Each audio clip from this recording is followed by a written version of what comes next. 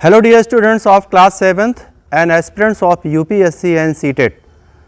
ये वीडियो आप सभी लोगों के लिए बहुत ही यूजफुल होने वाला है, क्योंकि इस वीडियो में मैं आपको एसएससी का क्लास 7th का साइंस पढ़ाने जा रहा हूँ। But I want to ask a question before I start the lesson. मैं आप लोगों से एक क्वेश्चन पूछना चाहता हूँ।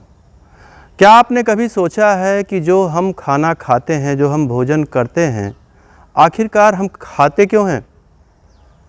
तो जाहिर सी बात है आपके मन में ये बात आएगी कि खाते हैं हम, भूख हमारी ख़त्म हो जाती है, पेट भर जाता है। लेकिन ऐसा नहीं है। हमको भोजन में से कुछ काम की चीज़ें चाहिए होती हैं, जिनमें मुख्यतः 5 हैं: carbohydrate, protein, vitamin, mineral, fat.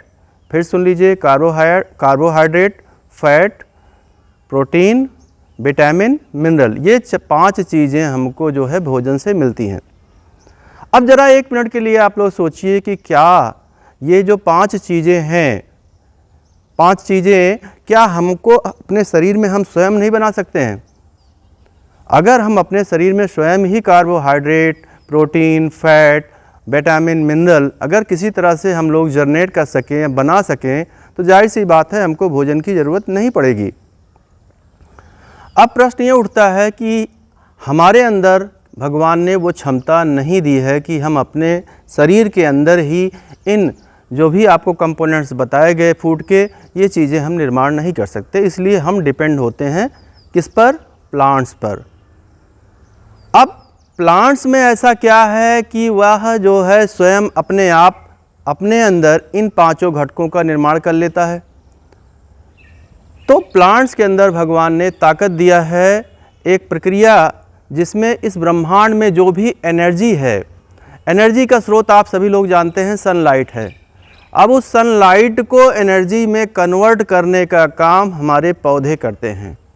पौधों में जो हरे भाग होते हैं, विशेष करके पत्तियां, उनमें क्लोरोफिल पाया जाता है और एक फोटोसिंथेसिस प्रक्रिया होती है, जिसके द्वारा carbon dioxide, sunlight, water, mineral, इन सब का प्रयोग करके फोटोसिंथेसिस की प्रक्रिया के द्वारा एनर्जी को भोजन नहीं कह सकते हैं, ठीक है, सनलाइट को एनर्जी में हम कह सकते हैं, सनलाइट को एनर्जी में कन्वर्ट कर देते हैं पौधे।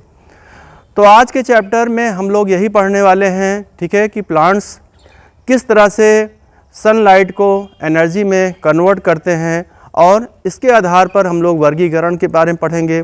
तो पौधों को क्या कहा जाता है, ठीक है, हम लोगों को क्या कहा जाता है, इन सब के बारे में हम लोग अध्ययन करेंगे। हाँ, एक बात मैं यहाँ बताना चाहूँगा, ज़्यादातर मैंने वीडियोस देखे, उसमें क्या है कि बहुत ही पाठ से हट करके इधर उधर की चीज़ें तो बताई जाती हैं, लेकिन शाब्दिक अर्थ जो भी सेंटेंस लिखे हैं एज इट इज़, उसका शाब्दिक अर्थ नहीं बताया जाता है।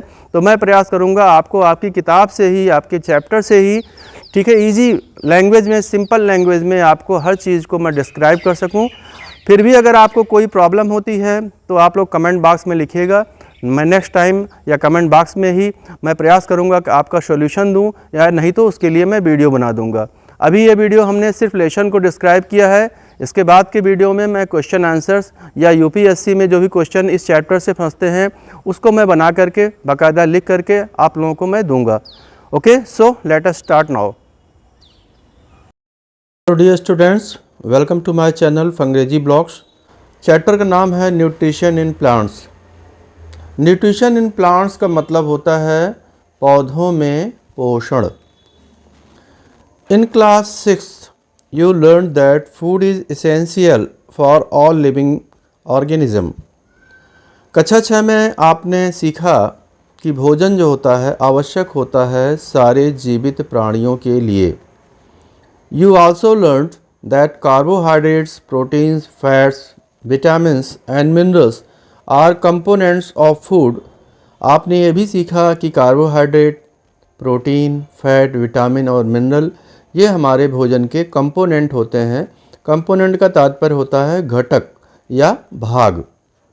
These components of food are called nutrients। भोजन के इन भागों को न्यूट्रिएंट्स कहा जाता है, जिसे हम हिंदी में कह सकते हैं पोषक तत्व। And are necessary for our body, और ये आवश्यक होते हैं हमारे शरीर के लिए। कहने का तात्पर्य है बच्चों कि भोजन में जो भी चीज़ें हम लोग खाते हैं, जैसे कि हम लोग रोटी खाते हैं, गेहूं की बनी होती है, ये आपका कार्बोहाइड्रेट है। ठीक है, प्रोटीन है, दूध है, अंडा है। ठीक है, ये सब प्रोटीन, दाल, ये सब प्रोटीन होता है। फैट में जो भी तैलीय चीज़ें हम लोग खाते हैं जिसमें ऑयली होता है भोजन, वो आपका फैट है। जितने भी अच्छे फल वगैरह खाते हैं हम लोग, सब्जी खाते हैं, हरी सब्जियां खाते हैं, विटामिन होते हैं और उसमें मिनरल होते हैं। तो ये सारे जो भोजन के घटक हैं, यानी जिनसे मिलकर भोजन बनता है, इन्हीं को हम लोग न्यूट्रिएंट्स कहते हैं। यानी न्यूट्रिएंट्स का तात्पर्य आप लोग का समझ सकते हैं कि कार्बोहाइड्रेट हो गया, प्रोटीन हो गया, फैट हो गया, विटामिन और मिनरल। आप लोग इसको लर्न कर लीजिए, carbohydrate, protein, fat, vitamin, mineral. अगर आप तैयारी कर रहे हैं यूपीएससी वगैरह की, तो इस तरह के क्वेश्चन बन सकते हैं इसमें कि निम्नलिखित में से कौन न्यूट्रिएंट्स नहीं है। ठीक है, तो आप लोगों को 4-5 ऑप्शन दे सकते हैं, तो उसमें से आप लोगों को पूछा जा सकता है इसमें से कौन सा न्यूट्रिएंट है, कौन सा नहीं है। तो इस तरह आपको इसको लर्न रखना पड़ेगा कि काम नहीं चलेगा ऐसे। Carbohydrate, protein, fat, vitamin, mineral, ये सारे क्या हैं, आपके न्यूट्रिएंट्स है। ठीक है, चलिए आगे बढ़ते हैं हम लोग। All living organism require food. सारे जीवित प्राणियों को भोजन की ज़रूरत होती है। Plants can synthesize food for themselves. पौधे जो होते हैं अपना भोजन स्वयं बना सकते हैं, but animal including human can not. लेकिन जानवर जो होते हैं, जिसमें कि आदमी भी उसके अंतर्गत आता है, वो अपना भोजन स्वयं नहीं बना सकता है। They get it from plants और एनिमल्स दैट ईट प्लांट्स। वह इसे पौधों से प्राप्त करते हैं, यानी भोजन को वह पौधों से प्राप्त करते हैं या दूसरे जानवरों से जो कि पौधे खाते हैं। 10. Humans and animals are directly और इनडायरेक्टली डिपेंडेंट ऑन प्लांट्स। इस तरह से मानव या जानवर जो होते हैं वो प्रत्यक्ष या अप्रत्यक्ष रूप से पौधों पर ही निर्भर होते हैं, डिपेंडेंट होते हैं। यहाँ पर आपको एक चित्र दिया गया है, बूझो तो। बूझो वांट्स टू नो, बूझो जानना चाहता है, how plants prepare their own food, कि किस तरह से जो होते हैं पौधे अपना भोजन तैयार करते हैं। तो आइए देखते हैं कि पौधे किस तरह से अपना भोजन तैयार करते हैं। आपका टॉपिक है अब mode of nutrition in plants, यानी पौधों में पोषण का तरीका क्या होता है या उसकी विधा क्या होती है। Plants are the only organism, पौधे ही ऐसे प्राणी होते हैं that can prepare food for themselves, जो अपना भोजन खुद के लिए बना सकते हैं, by using water, carbon dioxide and minerals. कौन कौन सा चीज़ प्रयोग करके? पानी, कार्बन डाइऑक्साइड और मिनरल का प्रयोग करके। तो पौधे ही इकलौते ऑर्गेनिज्म या प्राणी होते हैं जो अपना भोजन स्वयं बना सकते हैं, खुद बना सकते हैं, पानी, कार्बन डाइऑक्साइड और मिनरल का प्रयोग करके। The raw materials are presents in their surroundings. अब ये जो कच्चा माल है, रॉ मटेरियल है, ये उपस्थित होता है, उपलब्ध होता है उनके सराउंडिंग में, यानी उनके आसपास। कच्चा माल का तात्पर्य होता है बच्चों, जैसे कि अगर हमें चाय बनानी है तो चाय की पत्ती चाहिए, चीनी चाहिए, पानी चाहिए, गैस सिलेंडर चाहिए। तो ये सब चीज़, गैस सिलेंडर तो हम इसमें नहीं जोड़ेंगे, लेकिन हाँ चाय की पत्ती, चीनी, पानी, ये जो है आपका, या इसमें हम अदरक डालते हैं तो अदरक भी हो गया, ये सब उसका क्या हो गया, रॉ मटेरियल होगा। यानी जो भी चीज़ ऐसी हो जिससे मिल करके कोई चीज़ बनता हो तो उसका वो रॉ मटेरियल कहलाता है। और उसी को हम लोग जो है अभी ऊपर जो पढ़ रहे थे उसके घटक या कंपोनेंट भी कहते हैं।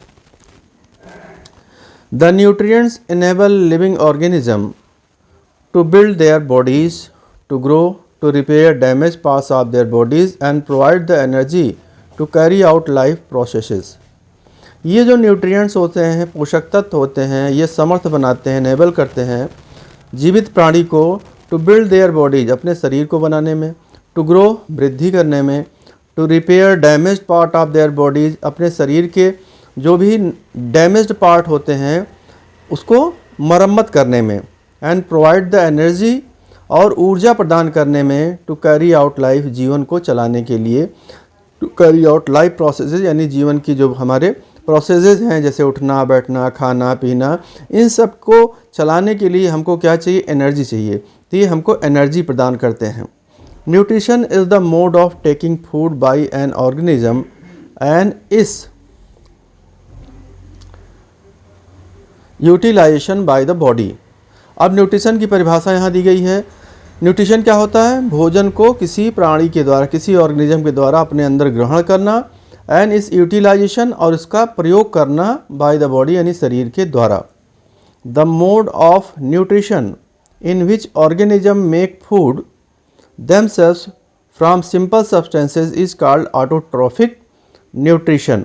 अब न्यूट्रिशन दो तरह का होता है, एक होता है ऑटोट्रॉफिक, एक होता है हेटरोट्रॉफिक। ऑटोट्रॉफिक का हिंदी हम लोग बोल सकते हैं स्वपोषी, यानी जो अपने अंदर ही भोजन खुद बना सकता हो।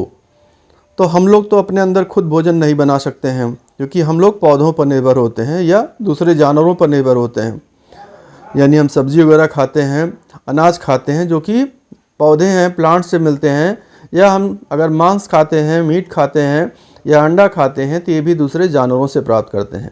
लेकिन इस दुनिया में पौधे ही इकलौते ऐसे प्राणी हैं जो अपना भोजन स्वयं अपने अंदर बना लेते हैं। तो द मोड ऑफ न्यूट्रिशन यानी पोषण का वह तरीका इन विच ऑर्गेनिज्म, जिसमें प्राणी मेक फूड देमसेल्व्स, खुद भोजन बना लेता है, फ्रॉम सिंपल सब्सटेंसेज यानी साधारण पदार्थों से, इस काल ऑटोट्रॉफिक। इसे हम लोग क्या कहते हैं? ऑटोट्रॉफिक। ऑटो मतलब होता है स्वयं और ट्रोफो मतलब होता है नरिशमेंट या पोषण। ठीक है। Therefore plants are called autotrophs, इसीलिए पौधों को ऑटोट्रॉफ कहा जाता है या स्वपोषी कहा जाता है। Animals and most other organism take in food prepared by plants, जानवर और सारे जितने दूसरे प्राणी होते हैं वह सब भोजन प्राप्त करते हैं पौधों के द्वारा, इसीलिए उनको कहा जाता है दे आर कॉल्ड हेटरोट्रॉफ्स। इनको विषम पोषी या परपोषी भी कह सकते हैं। वैसे शुद्ध हिंदी इसकी विषम पोषी हुई, यानी जो दूसरे पर अपने भोजन के लिए निर्भर हो उसे हम लोग हेटरोट्रॉफ्स कहते हैं। अब फिर यहाँ पर आपको एक चित्र दिया गया है बहुत प्यारा सा। इसमें दिया गया है पहेली वांट्स टू नो, पहेली जानना चाहती है Why a body cannot make food from carbon dioxide, water and minerals like plants do। यानी हमारा शरीर क्यों भोजन नहीं बना सकता है कार्बन डाइऑक्साइड, पानी और मिनरल से, जैसा कि पौधे बना लेते हैं। नाउ वी में आस्क, हम ये पूछ सकते हैं where the food factories of plants are located, यानी ये भोजन की जो फूड फैक्ट्री है पौधों में, यानी जैसे हम किचन कह सकते हैं जहाँ पर पौधों में भोजन जहाँ बनता है, ठीक है, उसके बारे में यहाँ पर हम लोग पता करते हैं कि कहाँ पर ये लोकेटेड होती है, स्थित होती है। वेदर फूड इज़ मेड, क्या भोजन बनाया जाता है in all parts of plants, पौधों के सारे भागों में, और ओनली इन सर्टेन पार्ट्स, या पौधे के कुछ विशेष भाग में, कुछ निश्चित भागों में ही भोजन बनता है। How do plants obtain the raw materials, किस तरह से पौधे ऑब्टेन करते हैं, प्राप्त करते हैं कच्चा पदार्थ या कच्चा माल फ्रॉम द सराउंडिंग, अपने आसपास से। How do they transport them to the food factory या प्लांट्स, और वह उसे कैसे पहुंचाते हैं, ट्रांसपोर्ट करते हैं पौधे फूड फैक्ट्री तक, यानी किचन तक। जैसे आपके घर में किचन होता है, तो उसी तरह अगर हम पौधों में जहाँ पर भोजन बनता है उसको हम किचन मान लेते हैं, तो ये प्रश्न उठता है कि ये जो बनाने के लिए, खाना बनाने के लिए क्या क्या चीज़ें चाहिए, रॉ मटेरियल चाहिए, और ये रॉ मटेरियल आखिरकार वहाँ तक पहुँचता कैसे है जहाँ पर पौधों में भोजन बनता है। तो इसके बारे में हम लोग आगे पढ़ते हैं। ये आपका टॉपिक है फोटोसिंथेसिस, या हिंदी में हम लोग बोलते हैं प्रकाश संश्लेषण, photosynthesis. Food making process in plants, पौधों में भोजन बनाने की प्रक्रिया। Leaves are the food factories of plants, leaves जो होते हैं वो पौधों की फूड फैक्ट्री होती है, यानी किचन होता है जहाँ पर भोजन बनता है। Therefore all the raw materials must reach the leaf, इसलिए सारे जो कच्चा पदार्थ है, यानी जिससे मिलकर भोजन बनना है, उसे कहाँ तक पहुँचाना है? पत्तियों तक। Water and minerals present in the soil are absorbed by the roots. अब जो मिट्टी होती है उसमें दो चीज़ होता है, एक तो पानी होता है और मिनरल्स होते हैं। ये दोनों चीज़ें क्या होती हैं? पौधों में जो जड़ होती है उनके द्वारा अब्जॉर्ब यानी सोख लिया जाता है या अवशोषित कर लिया जाता है। And transported to the leaves, और इसे पत्तियों तक पहुंचा दिया जाता है। अब रही बात इसके बाद कार्बन डाइऑक्साइड। कार्बन डाइऑक्साइड कहाँ मिलेगा? हवा में होता है। तो carbon dioxide from air is taken in, carbon dioxide को हवा से ले लिया जाता है। अब ये कार्बन डाइऑक्साइड पत्तियाँ अपने अंदर कैसे लेती हैं? तो पत्तियों में छोटे छोटे छिद्र होते हैं जिसको हम लोग इंग्लिश में कहते हैं पोर्स, टाइनी पोर्स। टाइनी मतलब छोटे छोटे, पोर मतलब छिद्र। Present on the surface of leaves, ये पौधों के पत्तियों की सतह पर, ठीक है, होता है। और these pores are surrounded by guard cells, ये जो छिद्र होते हैं इनके ऊपर गार्ड सेल होती हैं, यानी सुरक्षा के लिए सेल लगी होती हैं, कोशिकाएं लगी होती हैं। सच पोर्स आर कॉल्ड स्टोमेटा, और इसको हम लोग क्या कहते हैं? स्टोमेटा। तो कुल मिला के हमें कह सकते हैं पत्तियों पर एक छिद्र होता है जिसको कि हम लोग स्टोमेटा कहते हैं, और वही कार्बन डाइऑक्साइड को अपने अंदर अवशोषित कर लेते हैं। यहाँ पर आप लोगों को दिया गया है सेल्स के बारे में कि सेल क्या होता है। You have seen that buildings और मेड ऑफ ब्रिक्स, आपने देखा है कि जो बिल्डिंग होती है, कोई भी मकान होता है, वो ईंटों से मिलकर बना होता है। Similarly the bodies of living organism are made of tiny units called cells, इसी तरह जो है किसी भी जीवित प्राणी का जो शरीर होता है वो छोटे छोटे टाइनी यूनिट्स माने इकाइयों से मिलकर बना होता है, जिसे हम लोग सेल कहते हैं, या हिंदी में कोशिका कहते हैं।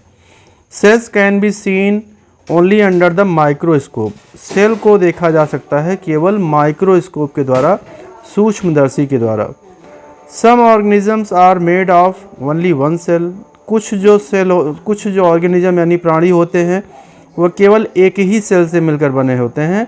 And the cell is enclosed by a thin outer boundary called the cell membrane, cell जो होती है उसके ऊपर एक पतली सी परत होती है जो कि उसकी बाहरी परत होती है, इसे हम लोग सेल मेम्ब्रेन कहते हैं।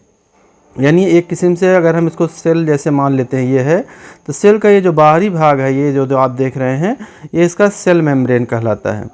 Most cells have a distinct centrally located spherical structure called the nucleus, और सेल के अंदर एकदम स्पष्ट उसके बीचों बीच, जैसे कि हम देखो दिखा रहे हैं यहाँ पर, इसके बीचों बीच एक जो है गोलाकार संरचना होती है, स्फेरिकल स्ट्रक्चर होती है, जिसे हम लोग न्यूक्लियस कहते हैं, जिसे हिंदी में केंद्रक कहते हैं। The nucleus is surrounded by a jelly like substance, और न्यूक्लियस के चारों तरफ जो है जेली लाइक यानी जेली की तरह, जैसे सॉस वगैरह होता है, जैसे कि लेई होती है, उस तरह से पदार्थ भरा होता है, जिसे कि हम लोग साइटोप्लाज्म कहते हैं। तो अगर ये आपका देख लिए सेल है, तो ये बाहरी परत आपकी जो है ये सेल मेम्ब्रेन हो गई, ये जो अंदर है ये आपका न्यूक्लियस हो गया, और इसके अंदर ये जेली जैसा जो भरा पदार्थ है इसको हम लोग साइटोप्लाज्म कहते हैं। तो ये मोटा मोटा आप लोग सेल के बारे में जान जाते हैं इसमें। आइए अब हम लोग आगे पढ़ते हैं। यहाँ पर आपको देखो फिर से बूझो आ गया। Boojho wants to know how water and minerals absorb by roots reach the leaves. Boojho जानना चाहता है कि किस तरह से पानी और अन्य मिनरल जो होते हैं, जो कि जड़ों के द्वारा अवशोषित किए जाते हैं, वो पत्तियों तक कैसे पहुंचते हैं। जड़ तो नीचे होती है, जैसे कि कोई पेड़ है, उसके नीचे जड़ हो गई है आपकी, ठीक है, और ये आपका पेड़ हो गया मान लीजिए। तो ये जड़ से जो मिनरल्स और आपके जो है ये आपके मिनरल्स होते हैं, वाटर होते हैं, ये जड़ के द्वारा आखिरकार यहाँ पत्तियों तक कैसे पहुँचते हैं, इसके बारे में बूझो जानना चाहता है। तो आइए हम लोग देखते हैं। Water and minerals are transported to the leaves by the vessels which run like pipes throughout the roots, the stem and branches and leaves।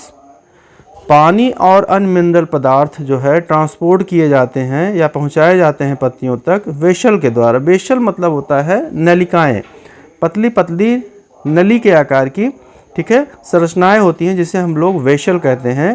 That run like pipes, जो कि पाइप की तरह होती हैं, थ्रू आउट द रूट यानी जड़ों में, और द स्टेम, स्टेम मतलब तना में, and the branches and leaves, जो और ब्रांचेज माने पेड़ की डालों में भी और पत्तियों में भी होते हैं।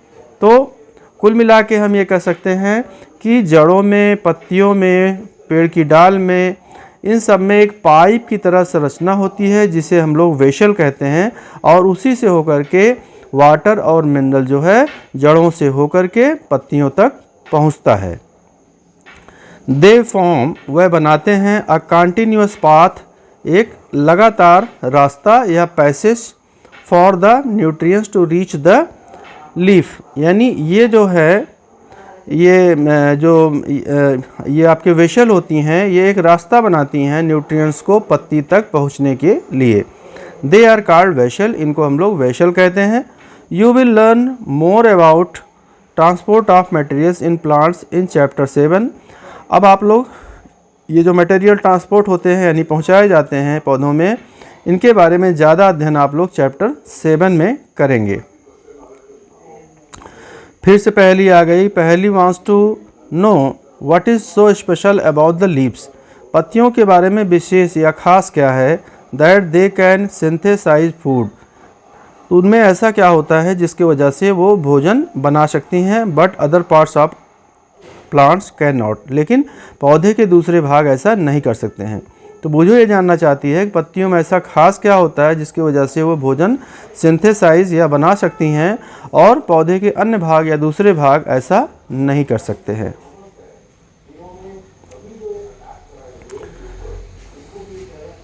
The leaves have a green pigment called chlorophyll, पत्तियों में एक विशेष प्रकार का हरा पिगमेंट होता है जिसे कि हम लोग क्लोरोफिल कहते हैं। It helps leave to capture the energy of the sunlight, अब ये जो क्लोरोफिल होता है पत्तियों में, वो उसे हेल्प करता है सूरज की रोशनी से जो एनर्जी होती है उसको अपनी तरफ खींचने में। This energy is use to synthesize food from carbon dioxide and water, और ये जो एनर्जी होती है जो क्लोरोफिल खींचता है सूरज की रोशनी से, उसका प्रयोग क्या करता है, सिंथेसाइज यानी बनाने में भोजन को। हाँ, इसमें सिर्फ सूरज की रोशनी से जो एनर्जी लिया उससे ही भोजन नहीं बन जाता, बल्कि उसमें दो चीज़ और चाहिए आपको, कार्बन डाइऑक्साइड और वाटर। तो कार्बन डाइऑक्साइड और वाटर को लेकर के और सूरज की रोशनी से जो एनर्जी क्लोरोफिल एब्जॉर्ब करता है, अवशोषित करता है, उसके द्वारा वो भोजन बनाता है। Since the synthesis of food occurs in presence of the sunlight, क्योंकि भोजन का जो निर्माण होता है वो होता है सूरज की रोशनी की उपस्थिति में ही। इट इज़ कॉल्ड फोटोसिंथेसिस, इस प्रक्रिया को हम लोग प्रकाश संश्लेषण या फोटोसिंथेसिस कहते हैं। फोटो का मतलब होता है लाइट या प्रकाश, और सिंथेसिस मतलब होता है टू कंबाइन यानी कोई चीज़ बनाना। सो वी फाइंड दैट, तो इस तरह से हम पाते हैं that chlorophyll, sunlight, carbon dioxide and water are necessary to carry out the process of photosynthesis, यानी फोटोसिंथेसिस के लिए क्या क्या आवश्यक होता है। पहला है आपका क्लोरोफिल, दूसरा क्या है सनलाइट, तीसरा क्या है कार्बन डाइऑक्साइड, और चौथा है पानी। अब यहाँ पर फिर क्वेश्चन बन सकता है आपको, अगर आप सिविल की तैयारी कर रहे हैं तो आपको एक क्वेश्चन कल को आ सकता है कि निम्नलिखित में से कौन से ऐसे जो फैक्टर हैं या कौन से घटक हैं जो कि भोजन बनाने के लिए या फोटोसिंथेसिस की प्रक्रिया में प्रयुक्त होते हैं। तो उसमें से आपको 3 ऑप्शन सही दिया और 1 ऑप्शन गलत कर दिया। तो 4 आपको ये हमेशा दिमाग में रखना है कि फोटोसिंथेसिस या भोजन बनाने की प्रक्रिया में 4 चीज़ें बहुत ज़रूरी होती हैं। पहला है क्लोरोफिल, दूसरा है सनलाइट, तीसरा है कार्बन डाइऑक्साइड और चौथा है वाटर।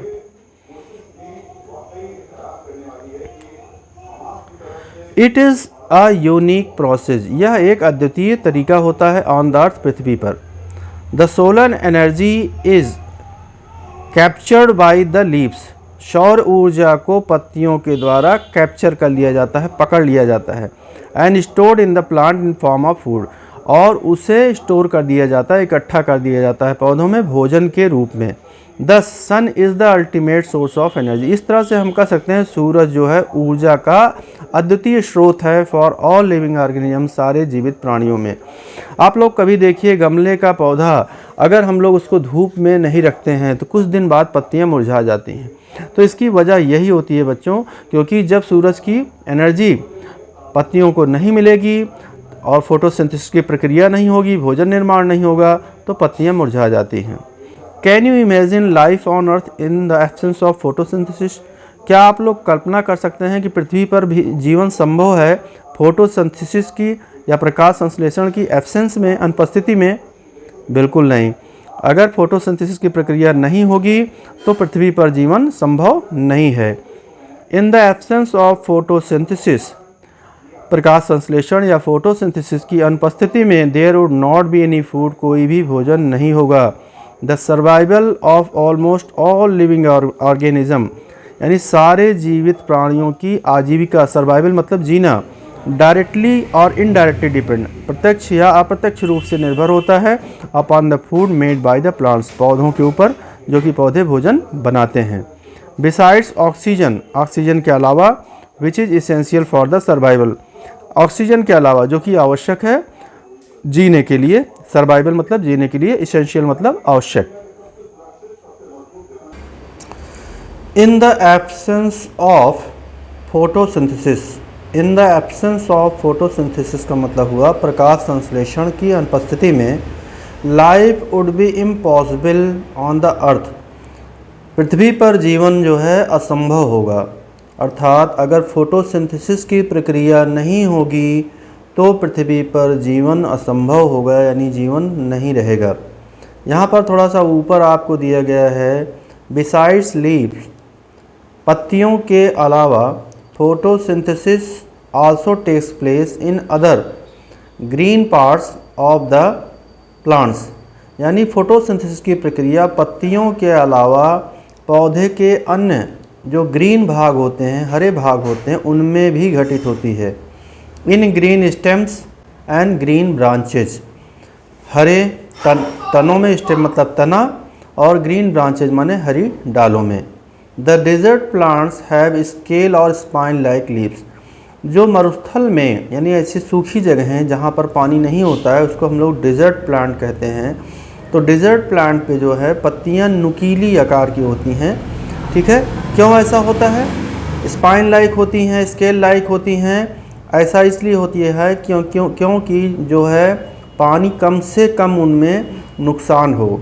तो प्रकृति ने, भगवान ने पत्तियों को इस ढंग से बनाया है कि जिससे कि to leave like leaves to reduce loss of water, यानी पानी की जो लॉस है, जो धूप निकलती है तो पानी रिड्यूस होता है, कम हो जाता है पत्तियों में, तो ये चीज़ जो है बच जाए बाई ट्रांसपायरेशन, यानी जो वाष्पीकरण की प्रक्रिया होती है या वेपराइजेशन कह सकते हैं, ट्रांसपायरेशन कह सकते हैं। इसमें क्या होता है, जो पत्तियों में पानी होता है वो धीरे धीरे सूख जाता है। तो ऐसे में इस प्रक्रिया को बचाने के लिए उनकी पत्तियां नुकीले आकार की होती हैं। These plants have green stems, इन पौधों में हरे रंग के तने होते हैं, विच कैरी आउट फोटोसिंथेसिस, जो कि फोटोसिंथेसिस की प्रक्रिया को पूरा करते हैं या कैरी आउट मतलब करते हैं। आगे हम लोग पढ़ते हैं ड्यूरिंग फोटोसिंथेसिस। ड्यूरिंग फोटोसिंथेसिस यानी प्रकाश संश्लेषण की प्रक्रिया के दौरान chlorophyll containing cells of leaves, ऐसे पत्तियां जिनमें कि क्लोरोफिल की सेल होती है, in the presence of sunlight यानी सूरज के प्रकाश की उपस्थिति में, use carbon dioxide, carbon dioxide का प्रयोग करती हैं, एंड वाटर पानी का, टू सिंथेसाइज मतलब बनाने के लिए कार्बोहाइड्रेट, कार्बोहाइड्रेट मतलब एनर्जी, ऊर्जा। तो कुल मिला के जो क्लोरोफिल से युक्त पत्तियां होती हैं वो सूरज की रोशनी में कार्बन डाइऑक्साइड और पानी का प्रयोग करके कार्बोहाइड्रेट या ऊर्जा या ग्लूकोज आप कह सकते हैं, जिसका फार्मूला होता है C6H12O6, यानी ग्लूकोज का निर्माण करती हैं या एनर्जी का निर्माण करती हैं, कार्बोहाइड्रेट का निर्माण करती हैं। The process can be represented in an equation, इसको एक इक्वेशन यानी समीकरण के द्वारा यहाँ देखिए आपको बना के दिखाया गया है ये पूरा। कार्बन डाइऑक्साइड प्लस वाटर यानी कार्बन डाइऑक्साइड और पानी, और इसमें दो चीज़ और चाहिए, सनलाइट सूरज की रोशनी और क्लोरोफिल, और बनता क्या है, कार्बोहाइड्रेट बनता है यानी ऊर्जा, एनर्जी या C6H12O6 जिसको कहते हैं ग्लूकोज, और साथ में ऑक्सीजन बाहर निकलती है।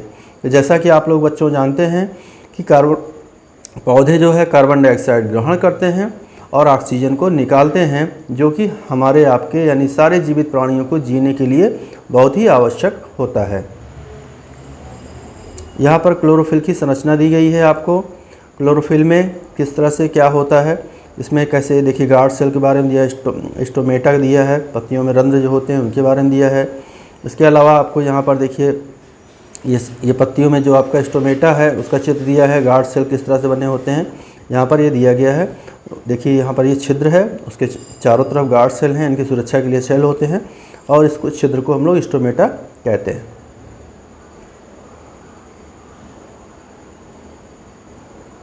अब यहाँ पर देखिए आप लोग, बहुत बढ़िया फ़ोटो दी गई है किस तरह से फोटोसिंथेसिस की प्रक्रिया होती है। यहाँ पर देखिए आपका पौधा है, ये लाइट एनर्जी है, यानी सूरज के प्रकाश की रोशनी जो होती है उसमें जो एनर्जी होती है उसको हम लोग लाइट एनर्जी कहते हैं। और हवा में कार्बन डाइऑक्साइड आपका होता है, ठीक है ना। इसके अलावा क्लोरोफिल जो होता है वो पत्तियों में पाया जाता है, हैं, और ज़मीन से वाटर और मिनरल मिल जाते हैं। तो इस तरह से आपका लाइट एनर्जी या सनलाइट जिसको बोल सकते हैं, क्लोरोफिल हो गया, वाटर और मिनरल, 4 चीज़, ठीक है, चाहिए और भोजन बन जाता है। और निकलता क्या है? ऑक्सीजन। पौधे कार्बन डाइऑक्साइड निकालते हैं, कार्बन डाइऑक्साइड लेते हैं और ऑक्सीजन को निकालते हैं। तो कुल मिलाकर के आप लोग दिमाग में बैठा लीजिए कि फोटोसिंथेसिस की प्रक्रिया में एक तो हमें क्या चाहिए? Carbon dioxide. यहाँ पर आपको जैसे इक्वेशन में दिया गया है पूरा, ये बढ़िया दिमाग में एकदम बैठा लीजिए। कार्बन डाइऑक्साइड चाहिए, वाटर चाहिए, सनलाइट चाहिए और क्लोरोफिल चाहिए। उसके बाद बनता क्या है आपका? कार्बोहाइड्रेट यानी ग्लूकोज C6H12O6 और ऑक्सीजन बाहर निकलती है। During the process oxygen is released. इस प्रक्रिया के दौरान ऑक्सीजन जो है रिलीज होती है या ऑक्सीजन बाहर निकलती है। The presence of starch in leaves indicates. जो पत्तियां होती हैं उनमें स्टार्च की उपस्थिति या दर्शाती है द अकरेंस ऑफ फोटोसिंथेसिस, यानी फोटोसिंथेसिस की प्रक्रिया होती है। Starch is also a carbohydrate. Starch भी आपका क्या होता है? कार्बोहाइड्रेट होता है या ग्लूकोज होता है जिसको कहते हैं। फिर यहाँ पर बूझो आ गए। बूझो एज ऑब्जर्व, बूझो ने ध्यान दिया है some plants with deep red, violet और ब्राउन लीव्स। कुछ पौधों में जो पत्तियाँ होती हैं वो गहरे लाल रंग की होती हैं, डीप रेड, वायलेट रंग की होती हैं या फिर ब्राउन होती हैं। ही वांट्स टू नो, और जानना चाहता है, whether these leaves also carry out photosynthesis. क्या ये पत्तियाँ भी फोटोसिंथेसिस की प्रक्रिया करती हैं, प्रकाश संश्लेषण करती हैं, भोजन बनाती हैं? आइए देखते हैं। यहाँ पर आपको एक एक्टिविटी दी गई है बच्चों। Take 2 potted plants of the same kind. 2 गमले वाला पौधा लीजिए एक ही तरह के। Keep one in the dark, एक को आप जो है अंधेरे में रखिए। फॉर 72 आवर्स, लगभग 72 घंटे, यानी 24 यानी 3 डेज, 3 दिन तक आप जो है 72 आवर्स तक इसको आप अंधेरे में रखिए। और दूसरे गमले को आप लोग सनलाइट यानी सूरज की रोशनी में रखिए। ऐसी जगह रखिए जहाँ पर सूरज की रोशनी पहुँच सकती हो। तो आइए देखते हैं आगे क्या होता है। अब 3 दिन बाद आपने 2 गमले थे आपके पास, एक गमले को आपने अंधेरे में रखा और एक को सूरज की रोशनी में रखा। अब इसमें देखिए इनकी पत्तियों का आप लोग आयोडीन टेस्ट करिए, जैसा कि आपने कक्षा 6 में किया था। आयोडीन टेस्ट में आप चेक करते हैं कि क्या पत्तियों में क्लोरोफिल है या नहीं।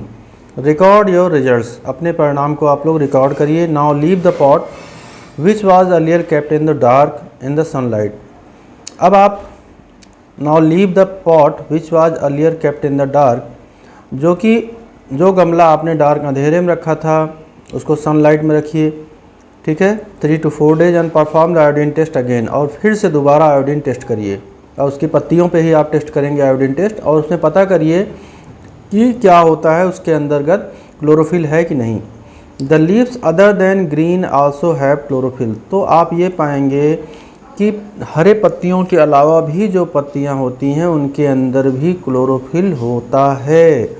The large amount of red, brown and other pigment, ज़्यादा मात्रा में जहाँ पर लाल, ब्राउन या अदर पिगमेंट पाए जाते हैं वो ग्रीन कलर को मास्क कर लेते हैं, ढक लेते हैं, लेकिन ग्रीन कलर उनके अंदर होता है, छुपा होता है। तो photosynthesis takes place in these leaves also. तो फोटोसिंथेसिस की प्रक्रिया इन पत्तियों में भी होती है। तो ठीक है, आपको दिमाग में बैठा हुआ है कि ग्रीन पत्तियों में होता है, लेकिन ऐसा नहीं है कि जो ग्रीन के अलावा डार्क रेड, ब्राउन या अदर पिगमेंट होते हैं, दूसरे रंग होते हैं, उनमें भी फोटोसिंथेसिस की प्रक्रिया घटित होती है। ये आपको चित्र दिया गया है, अलग अलग पत्तियों के रंग हैं, देखिए इनमें भी होता है। कहने का तात्पर्य इसमें हरा रंग जो होता है छुप जाता है और बाहर डार्क दूसरे कलर के रंग आ जाते हैं।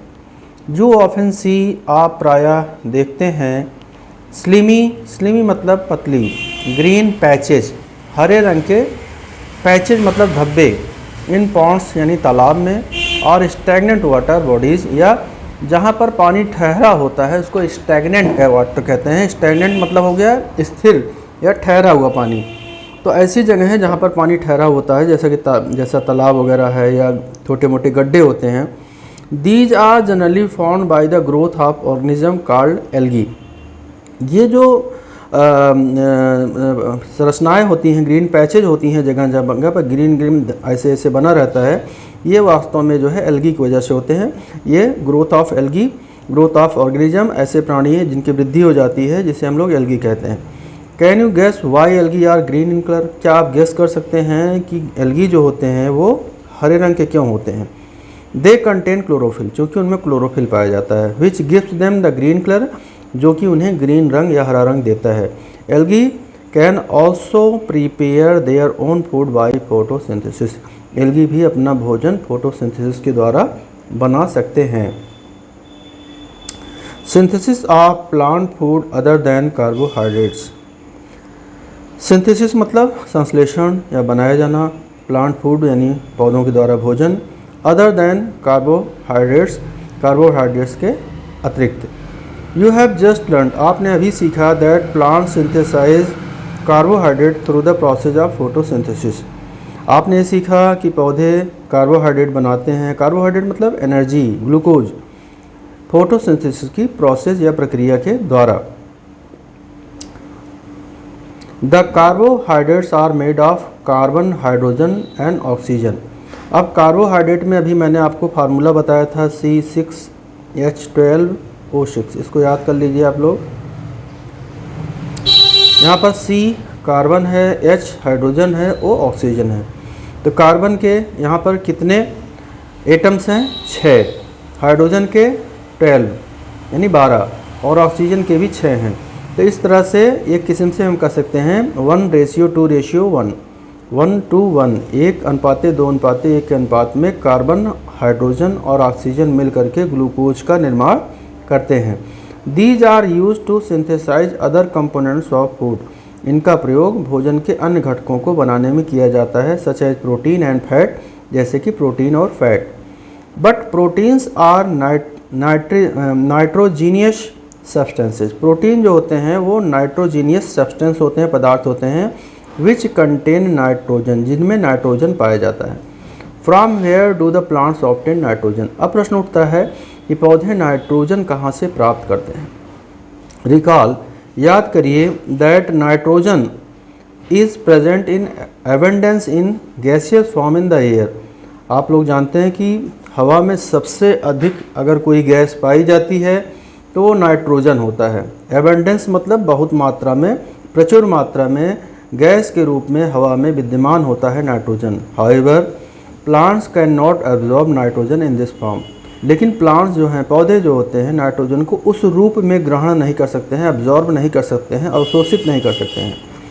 Soil has certain bacteria. अब क्या है, मिट्टी में कुछ बैक्टीरिया होते हैं that convert gaseous nitrogen into a usable form, जो कि नाइट्रोजन को प्रयोग करने जाने वाले रूप में बदल देते हैं, and release it into the soil, और उसे वो मिट्टी में छोड़ देते हैं। तो बैक्टीरिया का काम क्या है? हवा का जो नाइट्रोजन गैस है उसको वो लोग एक नए रूप में चेंज कर देते हैं, परिवर्तित कर देते हैं और उसे मिट्टी में छोड़ देते हैं। These are absorbed by the plants. इसे पौधों के द्वारा अवशोषित कर लिया जाता है, अलॉन्ग विद वाटर, पानी के साथ में। Also you might have seen farmers adding fertilizers rich in nitrogen. इसके अलावा आपने किसानों को देखा होगा तो नाइट्रोजन के लिए फर्टिलाइज़र यानी खाद का प्रयोग करते हैं, जिसमें कि नाइट्रोजन, ठीक है, रिच होती है, ज़्यादा होती है, टू द सॉइल, जो कि मिट्टी में पड़ता है। इन दिस वे, इस तरह से the plant fulfil their requirement, पौधे अपनी ज़रूरत को पूरा करते हैं और नाइट्रोजन की along with the other constituents, दूसरे घटकों के साथ। कॉन्स्टिट्यूएंट मतलब भी घटक होता है, कंपोनेंट ही होता है। Plant can then synthesize protein and vitamin, इस तरह से पौधे प्रोटीन और विटामिन को भी सिंथेसाइज यानी बना सकते हैं, संश्लेषित कर सकते हैं। अब नेक्स्ट टॉपिक है आपका other modes of nutrition in plants, यानी पौधों में पोषण के अन्य तरीके क्या होते हैं। देयर आर सम प्लांट्स, कुछ पौधे ऐसे होते हैं which do not have chlorophyll, जिनमें क्लोरोफिल नहीं पाया जाता। They can not synthesize food, तो वह भोजन नहीं बना सकते। हाउ डू दे सर्वाइव, तो कैसे जीते हैं। एंड फ्रॉम वेयर, कहाँ से। डू दे डिराइव न्यूट्रिशन, वो पोषण पाते हैं। लाइक ह्यूमन्स, मानव की तरह। एन एनिमल, एनिमल की तरह। सच plants depend on the food produced by other plants, तो ऐसे पौधे भी हमारे यानी मानव की तरह या जानवरों की तरह दूसरे पौधों पर निर्भर होते हैं। They use the heterotrophic mode of nutrition, वह लोग भी, ये पौधे भी हेट्रोट्रॉफिक मोड ऑफ न्यूट्रिशन का प्रयोग करते हैं, यानी पोषण का जो विषम पोषी तरीका है, परपोषी तरीका है, वही प्रयोग करते हैं, जैसे कि हम लोग और जानवर करते हैं। लुक एट फिगर 1.5, यहाँ पर आपको एक चित्र दिया गया है 1.5 में, अभी आगे आएगा, अगले पेज पे है। Do you see a yellow wiry branched structure twined around the stem, चलिए हम लोग उसको देख ही लेते हैं। ये देखिए चित्र में येलो कलर का जो ये आपका दिख रहा है, ठीक है, तार की तरह, जो इसके बारे में यहाँ पर हम आपको बताने जा रहे हैं। अब ये जो येलो कलर के जो तार जैसी संरचनाएं हैं जो कि स्टेम में यानी तने के चारों तरफ ट्विन मतलब होता है लपेटे रहते हैं, एंड ब्रांचेस डालों में। This is a plant call cuscuta, इस पौधे को कसकटा कहा जाता है। क्या कहते हैं, कसकटा या अमरबेल। ये जो है लपेटे रहती है। It does not have chlorophyll, इसमें क्लोरोफिल नहीं पाया जाता। It takes readymade food from the plant, ये पौधों से एक बना बनाया रेडीमेड फूड लेती है। On which it is climbing, जिसके ऊपर ये चढ़ती है। मतलब जिस पेड़ पर ये चढ़ती है उसी से भोजन लेती है। The plant on which it climbs is called the host, और जिस पौधे के ऊपर ये चढ़ती है इसको हॉस्ट कहते हैं। अब आप जान लीजिए, अगर आप किसी के घर जाते हैं तो दो लोग हुए, एक होता है हॉस्ट, एक होता है गेस्ट। हॉस्ट मतलब जिसके घर आप गए वो हॉस्ट कहलाएगा, और जो गया है मेहमान उसको गेस्ट कहते हैं। तो यहाँ पर हॉस्ट प्लांट वो हुआ जिसके ऊपर वो अमरबेल या कसकटा चढ़ता है। अमरबेल जो है पौधा होता है जो चढ़ता है, तो अमरबेल क्या हो गई आपकी, ये गेस्ट हो गया, और जिसके ऊपर चढ़ा वो क्या हो गया, हॉस्ट हो गया। Since it deprives the host of valuable nutrients, since it deprives the host of valuable nutrients, क्योंकि ये वंचित होता है उन पोषक तत्वों से जो कि हॉस्ट के पास होते हैं। मेहमान के पास वो चीज़ें नहीं होती हैं, यानी गेस्ट के पास वो चीज़ें नहीं होती हैं जो कि हॉस्ट के पास होती हैं। Cuscuta is called the parasite, cuscuta को क्या कहा जाता है, परजीवी।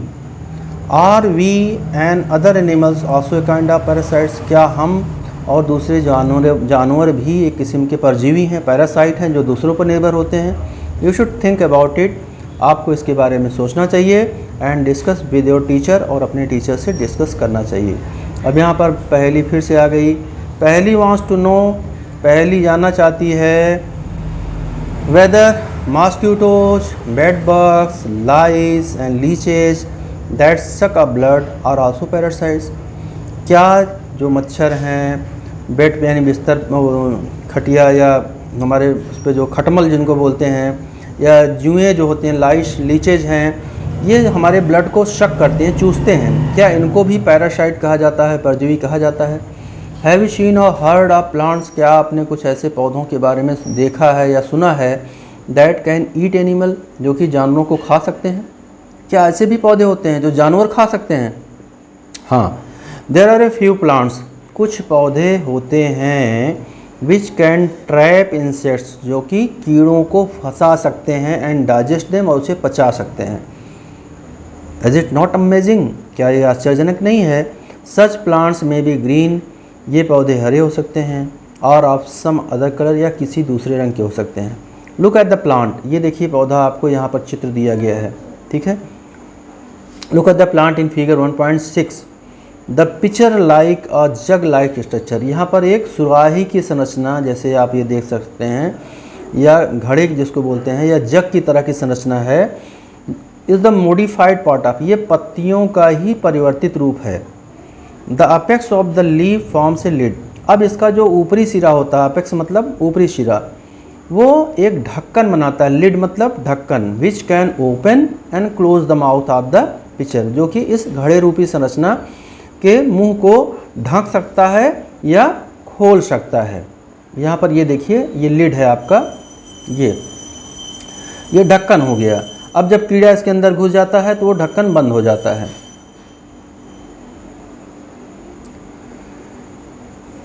इनसाइड द पिक्चर, पिक्चर के अंदर देयर आर हेयर, बाल की तरह संरचनाएं होती हैं, विच आर डायरेक्टेड डाउनवर्ड्स, जो कि नीचे की तरफ उनका मुंह होता है। When an insect lands in the picture, जब कोई कीड़ा पिक्चर के अंदर बैठता है, द लिड क्लोजेस, तो ढक्कन बंद हो जाता है, and the trapped insect gets entangled into the hair, और वो जो बाल रूपी संरचनाएं होती हैं, यानी घड़े के अंदर जो कि पत्ती का परिवर्तित रूप होता है, उसके अंदर बाल की तरह से पतली पतली ढेर सारी संरचनाएं निकली होती हैं, वो क्या करती हैं, वो कीड़े को फंसा लेती हैं, इंटेंगल्ड। द लिड क्लोजेस, ढक्कन बंद हो जाता है, and the insect is trap, और कीड़ा उसी में फंस जाता है। द इंसेक्ट इज डाइजेस्टेड, और उसके बाद उसको, ठीक है, उसका पाचन कर दिया जाता है बाय द डाइजेस्टिव जूसेस, क्या, पाचन करने वाले जूस निकलते हैं उसके अंदर के, जो कि सीक्रेटेड मतलब निकलते हैं, स्रावित होते हैं इन द पिक्चर, यानी उस घड़े रूपी संरचना में, एंड इस न्यूट्रिएंट्स आर एब्जॉर्ब्ड, और उसके पोषक तत्वों को उसके द्वारा एब्जॉर्ब कर लिया जाता है, अवशोषित कर लिया जाता है। Such insect eating plants are called the insectivorous plants, ऐसे कीड़े खाने वाले पौधों को क्या बोलते हैं, insectivorous plants. Is it possible that such plants do not get all the required nutrients from the soil in which they grow? क्या यह संभव है कि ऐसे पौधे उन सारी ज़रूरत के पोषक तत्वों को, न्यूट्रिएंट को ज़मीन से नहीं पाते हैं जिसमें कि वो लोग बढ़ते हैं? फिर से बूझो आ गया, बूझो इज़ कन्फ्यूज्ड, बूझो जो है कन्फ्यूज है। If the picture plant is green, अगर पिक्चर वाला जो पौधा है वो ग्रीन है, एंड कैरीज आउट फोटोसिंथेसिस, और फोटोसिंथेसिस कर सकता है, then why does it feed on insects, तो कीड़े क्यों फंसाता है वो, यानी कि कीड़ों का भोजन क्यों खाता है, वो फीड करता है। आइए हम लोग देखते हैं। ये देखिए आपका चित्र दिया है, ये घड़े रूपी संरचना है, और इसके ऊपर ये आपका ये वाला भाग ढक्कन है। यहाँ पर ये देखिए आपका ये ढक्कन है, ठीक है, इसमें कीड़ा फंस जाता है, बाल रूपी संरचनाएँ होती हैं जो कीड़े को फंसा लेती हैं, और उसके बाद जो है उसको धीरे से उसमें से रस स्रावित होते हैं, जूस निकलता है, और उसको एब्जॉर्ब कर लेते हैं।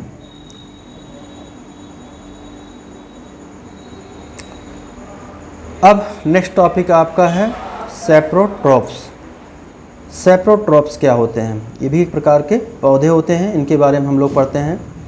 यू माइट हैव सीन, आपने अवश्य देखा होगा, पैकेट्स ऑफ मशरूम्स, मशरूम को शुद्ध हिंदी में हम लोग कुकुरमुत्ता कहते हैं, सोल्ड इन द वेजिटेबल, जो कि सब्जी के रूप में बेचा जाता है। You may have also seen fluffy umbrella like patches growing in moist soils और on rotting wood during the rainy season. आपने अवश्य ही देखा होगा fluffy umbrella like patches. Fluffy मतलब होता है बच्चों रोएदार, अम्ब्रेला छाते की तरह की, पैचेस, ठीक है। ग्रोइंग इन मॉइस्ट सॉइल, जो कि नमीदार ज़मीन में उगते हैं, या फिर on rotting would, rotting would मतलब होता है सड़ा हुआ, ठीक है, जहाँ पर सड़ा हुआ वुड होगा, लकड़ी होगा, ड्यूरिंग द रेनी सीजन, बरसात के दौरान, वर्षा ऋतु के दौरान, वहाँ पर आपने रोएदार छाते की तरह की संरचना के पैचेस देखे होंगे। Let us find out what type of nutrients they need. आइए पता लगाते हैं कि किस तरह के पोषक तत्वों को उनकी ज़रूरत होती है टू सर्वाइव, माने जीने के लिए, and from where they get them, और वो लोग इसे कहाँ से पाते हैं। ये देख सकते हैं पैकेट ऑफ मशरूम, ये मशरूम के पैकेट हैं। A mushroom growing on decayed material, mushroom जो होता है वो डिकेड मटेरियल पर, यानी जो भी मृत मटेरियल होता है, सड़ा हुआ, गला हुआ या मरा हुआ कह सकते हैं, जो कि जिसका क्षय हो गया हो, ऐसे मटेरियल पर जो है मशरूम पैदा होता है। अब फिर से बूझो आ गया बच्चों। Boojho wants to know how these organism acquire nutrients. Boojho जानना चाहता है कि ये प्राणी कैसे प्राप्त करते हैं पोषक तत्वों को, न्यूट्रिएंट्स को कैसे प्राप्त करते हैं। They do not have mouth, उनके तो मुंह भी नहीं होता, लाइक एनिमल्स डू, जैसे कि जानवरों को होता है। They are not like green plants, वह हरे पौधों की भी तरह नहीं होते। एज दे लैक क्लोरोफिल, क्योंकि उनके अंदर क्लोरोफिल की कमी होती है, यानी उनमें क्लोरोफिल नहीं होता है। And can not make food by photosynthesis, और ना ही वो अपना भोजन फोटोसिंथेसिस यानी प्रकाश संश्लेषण की क्रिया के द्वारा बना सकते हैं। तो इस पर हम लोग एक एक्टिविटी करने वाले हैं, activity 1.2। Let us see now. Take a piece of bread, आप एक पीस ब्रेड लीजिए। एंड मॉइस्टन इट, और इसको नमी युक्त करिए, इस पर पानी डालिए with water. Leave it in a moist warm place, और इसे नमी युक्त गर्म जगह पर छोड़ दीजिए। फॉर 2 to 3 days, 2 से 3 दिन। और until fluffy patches appear on them, या जब तक कि उसके ऊपर रोएदार पैचेस प्रकट नहीं हो जाते हैं, तब तक के लिए उसे छोड़ दीजिए एक गर्म जगह पे जहाँ पर नमी हो। What is the colour of these patches. अब आप देखिए कि ये जो पैचेस होते हैं इनका कलर क्या है, रंग क्या है। ऑब्जर्व, ध्यान दीजिए, the patches under a microscope, इसको आप माइक्रोस्कोप यानी सूक्ष्मदर्शी से देखिए, या फिर मैग्नीफाइंग ग्लास आते हैं, आवर्धन ग्लास, जिसमें कि कोई भी चीज़ बड़ी होकर दिखाई पड़ती है। मैग्नीफाइंग ग्लास आप मार्केट से खरीद सकते हैं, बहुत सस्ता मिलता है। माइक्रोस्कोप तो मान लीजिए थोड़ा महंगा होता है, आप ले लीजिए, उससे देखिए। राइट डाउन योर ऑब्जर्वेशन, अपने प्रेक्षण को लिखिए इन द नोटबुक। नोटबुक में यू विल सी, आप देखोगे कॉटन लाइक थ्रेड्स, सूती जैसी, जैसे सूती कपड़ा होता है उसकी तरह धागे spread on the piece of bread, bread के ऊपर जो है, ठीक है, फैल जाते हैं।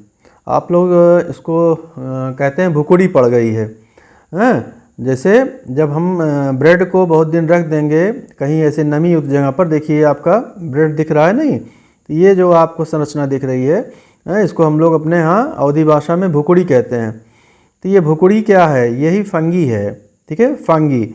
These organism are called fungi, इन्हें फंगी कहा जाता है, ठीक है। अब एक फंगी होता है, एक लाइकेन होता है। फंगी शैवाल, लाइकेन शैवाक, ठीक है। They have a different mode of nutrition, इनका पोषण का एक अलग तरीका होता है। They absorb the nutrients from the bread. अब ये जो फंगी हैं, ये न्यूट्रिएंट यानी पोषक तत्व जो कि इन्हें जीने के लिए चाहिए, वो कहाँ से पाते हैं, ब्रेड से पाते हैं, यानी जहाँ रहते हैं। अभी आपने कुछ देर पहले पढ़ा था होस्ट और गेस्ट, तो इसका होस्ट जो है क्या हुआ, ब्रेड हुआ, और ये भाई साहब गेस्ट हैं, आए हैं, खाएंगे पिएंगे मौज उड़ाएंगे। दिस मोड ऑफ न्यूट्रिशन, इस तरह का जो पोषण का तरीका होता है, इन विच, जिसमें ऑर्गेनिज्म टेक इन न्यूट्रिएंट्स, जिसमें कि ऑर्गेनिज्म जो है वो न्यूट्रिएंट्स को प्राप्त करते हैं from dead and decaying matter. Dead मतलब मरे हुए, डिकेइंग मतलब जो सड़ा गला हो या क्षय जिसका हो गया हो, ऐसे पदार्थों से प्राप्त करते हैं, उन्हें हम लोग सैप्रोट्रॉफिक न्यूट्रिशन कहते हैं। हिंदी में बोलेंगे मृतोपजीवी पोषण, यानी ऐसे ऑर्गेनिज्म जो कि मरे हुए या सड़े हुए चीज़ों से पोषण प्राप्त करते हैं, उनको हम लोग सैप्रोट्रॉफिक न्यूट्रिशन कहते हैं, या उनको सैप्रोट्रॉफिक भी बोल सकते हैं हम लोग, या सैप्रोट्रॉप्स बोल सकते हैं। Such organism with saprotrophic mode of nutrition, ऐसे प्राणी जो कि मृतोपजीवी प्रक्रिया के द्वारा पोषण प्राप्त करते हैं, उन्हें हम लोग सैप्रोट्रॉप्स कहते हैं, यानी मृतोपजीवी।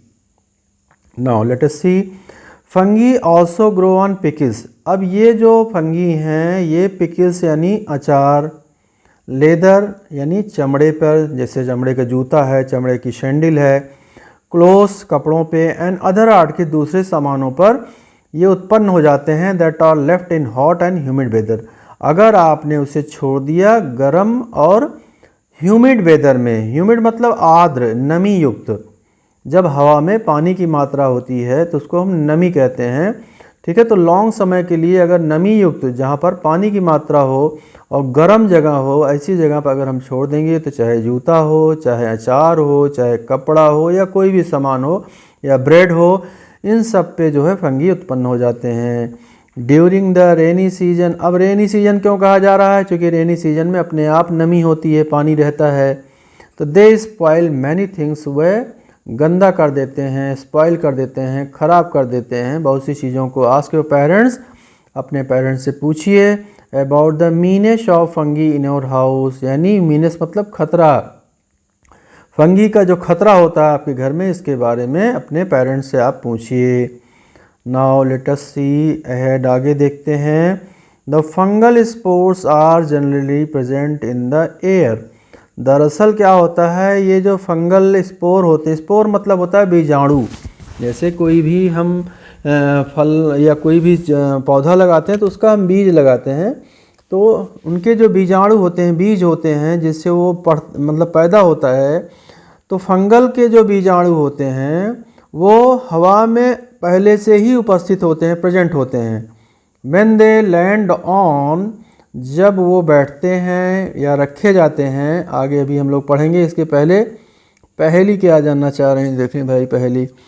पहेली इज कीन टू नो, पहेली ये जानने की इच्छुक है वेदर हर ब्यूटीफुल शूज, की क्या उसके जो सुंदर जूते हैं, विच सी बोर्ड जो उसने पहना ऑन स्पेशल ओकेजन, विशेष अवसर पे, वर स्पॉइल्ड बाई फंगी, वह फंगी के द्वारा गंदे हो गए। During the rainy season, rainy season के दौरान। सी वांट्स टू नो, वो जानना चाहती हाउ फंगी अपीयर सडनली, कि किस तरह से फंगी जो है प्रकट हो जाता है सडनली, एकाएक, ड्यूरिंग द रेनी सीजन यानी वर्षा ऋतु के दौरान। चलिए आगे बढ़ते हैं। व्हेन दे लैंड ऑन, इसके आगे हम लोग पढ़ने वाले हैं व्हेन दे लैंड ऑन। तो when they land on wet and warm things, जब ये अभी आपको बताया गया कि हवा में जो है फंगी के फंगल जो बीजाणु होते हैं, उनके बीज होते हैं, वो हमेशा उपस्थित रहते हैं। और जब वो लैंड ऑन मतलब रखे जाते हैं, वेट एंड वार्म थिंग्स यानी जो भी चीज़ गर्म हो और नमी युक्त हो, यानी वेट हो, तो दे जर्मिनेट, वहाँ पे वो पैदा हो जाते हैं, एंड ग्रो और बढ़ जाते हैं। Now you can figure out, अब आप पता लगा सकते हो, how we can protect our things, यानी हम अपनी चीज़ों को कैसे सुरक्षित रख सकते हैं, फ्रॉम गेटिंग स्पॉइल्ड यानी ख़राब होने से। लेकिन इसके पहले भाई उसके ऊपर फिर बूझो कुछ है भाई, ये बूझो कुछ जानना चाह रहे हैं, ज़रा देखें ये क्या।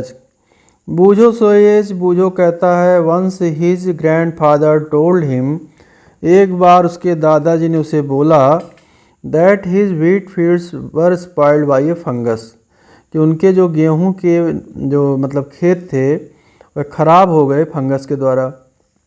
अब ही वांट्स टू नो, जानना चाहता है, if fungi cause disease also, क्या फंगी की वजह से बीमारी भी होती है।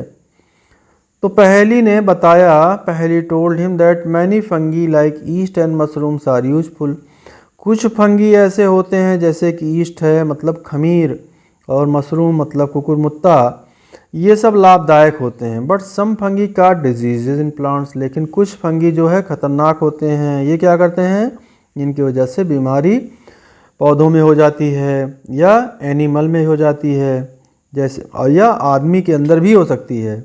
Some fungi are also used as medicine, लेकिन कुछ फंगी लाभदायक होते हैं, उनका दवा के रूप में भी, मेडिसिन के रूप में भी प्रयोग होता है। बच्चों आप लोगों को बताना चाहूँगा मैं, देखिए आदमी को भी अभी बोला गया कि इनको भी फंगी की वजह से बीमारी हो सकती है।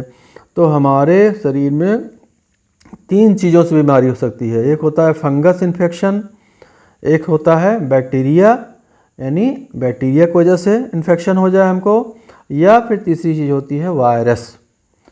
और जो दवाएं इनके लिए बनी हैं, तो बैक्टीरिया के लिए एंटीबायोटिक बनी है, ठीक है, वायरस के लिए एंटीवायरस होता है, हालांकि वायरस की अभी तक कोई दवा नहीं खोजी गई है, ठीक है, और फंगस इन्फेक्शन के लिए एंटी फंगस। अब दाद खाज खुजली जितनी भी हम लोगों को होती है वो सब फंगस इन्फेक्शन की वजह से होती है। तो उसके लिए एंटी फंगस, ठीक है, दवा हम लोग प्रयोग करते हैं।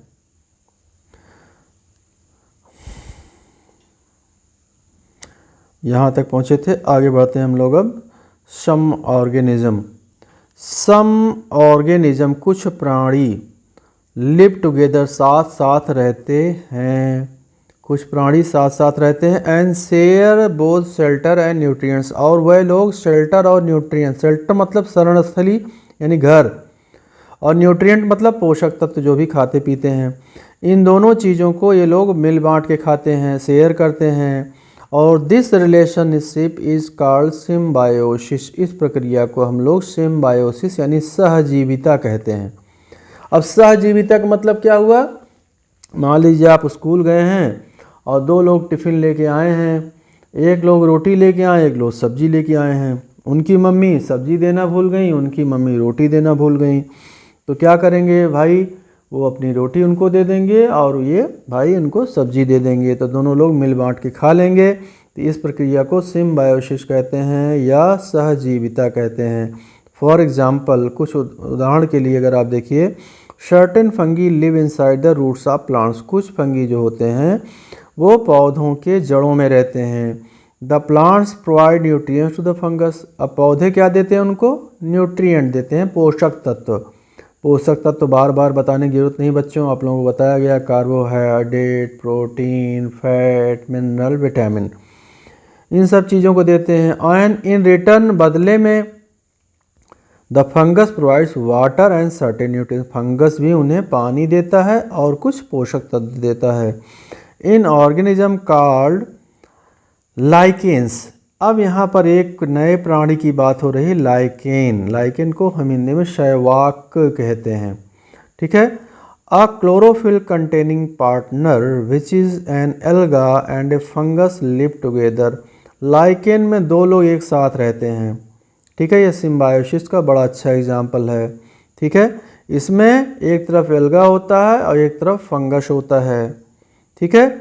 The fungus provide shelter, water and minerals to the alga, अब फंगस जो है वो एल्गा को क्या देता है, शेल्टर माने घर, वाटर माने पानी, मिनरल माने जो मिनरल्स होते हैं, मिनरल्स जो भी चीज़ें हैं, चाहे वो आपका नाइट्रोजन वगैरह वगैरह वगैरह, ठीक है।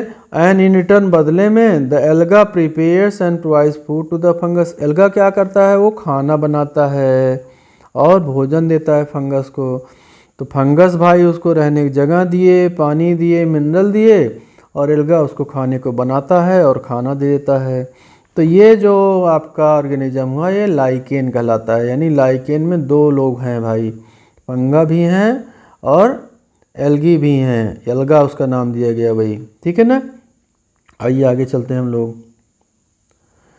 How nutrients are replenished in the soil, अब क्या है, मिट्टी में जो है हमारे नाइट्रोजन या अन्य जो मिनरल होते हैं, जब हम लोग खेती करते हैं तो धीरे धीरे जो ये पोषक तत्व उसके होते हैं, न्यूट्रिएंट होते हैं, वो हो जाते हैं ख़त्म। तो किस तरह से इन न्यूट्रिएंट्स को दोबारा रिप्लेनिश किया जाए, यानी उन्हें पुनर्जीवित किया जाए, फिर से प्राप्त किया जाए मिट्टी में, इसके बारे में हम लोग अध्ययन करने वाले हैं। क्योंकि आपको पता है कि पौधों को नाइट्रोजन चाहिए, पोटेशियम चाहिए, तो खाद तो डाल देते हैं हम लोग, लेकिन खाद कितनी डालेंगे। तो अगर धीरे धीरे ये चीज़ हमारे न्यूट्रिएंट ख़त्म हो जाएंगे तो फिर से कैसे हमको रिप्लेनिश करेंगे, इसके बारे में हम लोग अध्ययन करेंगे। हैव यू सीन फार्मर्स, क्या आपने फार्मर यानी किसान को देखा है स्प्रेडिंग मैन्योर और फर्टिलाइजर इन द फील्ड, जो कि स्प्रेडिंग माने फैलाते हैं, फेंकते हैं, छितराते हैं, मैन्योर मतलब देसी खाद, फर्टिलाइज़र आपकी जो खाद हम लोग खरीदते हैं। और गार्डनर्स या आप माली को देख लीजिए, यूजिंग देम इन लॉन, जो कि लॉन में या पॉट में जो भी आपके गमले होते हैं उसमें प्रयोग करता है।